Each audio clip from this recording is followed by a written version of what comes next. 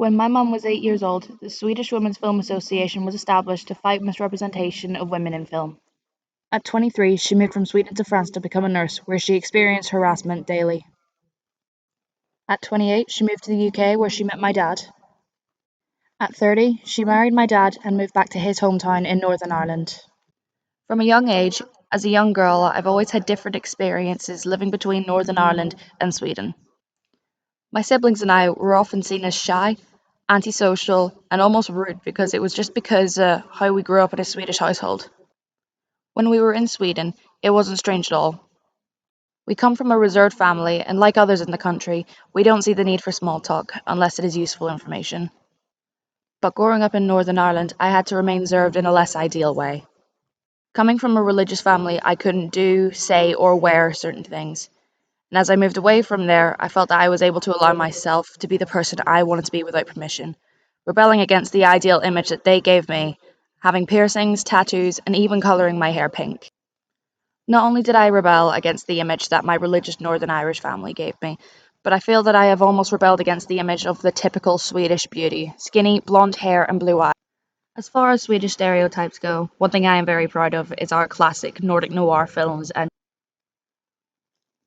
Lisbeth Salander, who leads in The Girl and the Dragon Tattoo, is an excellent example of a female lead who challenges the patriarchy and gender norms that we often see in the film industry. She's a skilled hacker and investigator who has endured a lifetime of abuse, rape. She's not so much the typical damsel in distress that we would often see in a crime thriller. She has suffered terrible abuse and terrible attacks, but she takes matters into her own hands and takes back her freedom. It is also through her androgynous and punk style that challenges the gender norms that we often see. She does not hold much of the appearance that you would often see in the typical Swedish beauty in any crime thriller. She's covered in piercings, tattoos, cut hair, bleached eyebrows, and often we can see that she doesn't so much wear a bra. Even as a lead character, she doesn't conform to how a female lead would often be seen by a. She refuses to be seen as a victim of any of the attacks that she has suffered. She also does not allow herself to be vulnerable with everyone, but we eventually see that change as she further gets on with Mikael. The type of character that Lisbeth is could not be any more different to these characters that we have seen in these Swedish films that were before the third wave of feminism. They are typically depicted as feminine, quiet, and only conforming to what the male gaze. Before Rooney Mara, Numi Rapace played Lisbeth in the 2009 film The Girl and the Dragon. In an interview with Off Camera, Numi Rapace had many things to say about her character. When filming, she told the director that she did not want her character to tell her life story to the screen, to the.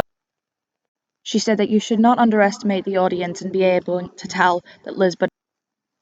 In this interview, Numi also explained her experience in the film industry as a woman. When she was 16 years old, when she began doing press, a reporter from a magazine asked her, "Would you have sex with an older man if it was required by your character?" They asked, "Would you have sex with Johnny Depp?" To which she replied, "If my character had to, yes.